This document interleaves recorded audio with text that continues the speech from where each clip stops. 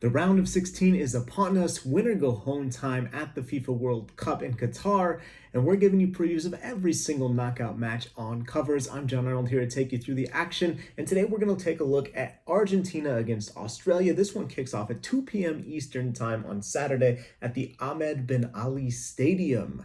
Argentina topped their group somewhat unsurprisingly after an extremely surprising defeat in the opening match to Saudi Arabia. Lionel Messi and company were cruising in that game and then fell to the Saudis in a stunning game, one of the most surprising World Cup matches of all of history, to be honest, especially when you look at the odds of that happening. They weren't very high.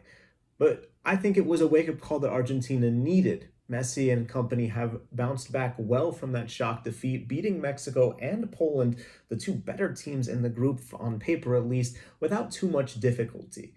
Messi did miss a penalty kick against Poland, but he's in his groove. He scored 2 goals, still looking like a decent Golden Boot contender, and is doing Messi things, setting up pass attacks with his passing, getting into the final third, and creating opportunities for himself. At the back, where maybe the questions about Argentina were, we've seen Otamendi and Romero return as a center back pairing. Romero on the bench in that middle game against Mexico. But I think this is their strongest center back group. I think it's a good pairing. And ahead of Dibu Martinez, it makes Argentina a difficult team to break down, even if you're able to get past their first 2 lines of defense. So it's a team that, to me, despite that shock loss, has kind of regained their title as a contender to win this tournament. But it won't matter if they can't beat Australia.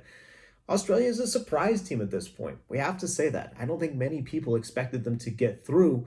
They got blown out by France in the first game, and you're thinking, oh boy, this could get ugly, especially after they had to get through a couple playoffs to even get into the tournament. But they really responded well, beating Tunisia 1-0 and Denmark 1-0 to advance out of the group. Manager Jon Arnold deploys relatively defensive tactics, leaning on goalkeeper Matt Ryan to make saves, and he has done that. And then they are able to score in transition against Denmark, otherwise playing a really tight game in that final group match.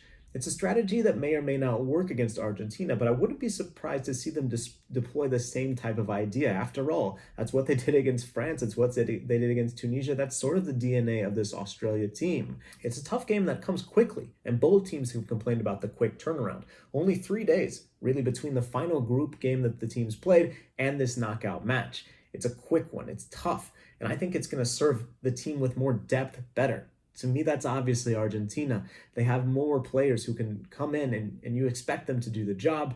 And they have more players who I think are used to this rhythm, playing in tournaments like the UEFA Champions League and their league games in the weekend, even Libertadores and league games in South America. So ultimately, I don't know that there's much value in this game because the bookmakers see Argentina as the heavy favorite, and so do I. Really difficult to imagine Australia getting out of this or even drawing a path where you say it could work out if they do X, Y, Z.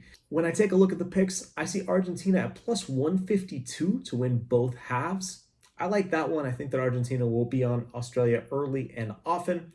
And Messi, minus 125 anytime scorer. Look, it's not off the book. He's the most likely player to score, but it's Lionel Messi, and he's certainly doing Lionel Messi things in this tournament. Argentina plus 152 to win both halves. Messi anytime, minus 125. Stick with us on covers. We've got picks of every single World Cup knockout game. It's getting fun now, folks. Hope you're having fun too with us.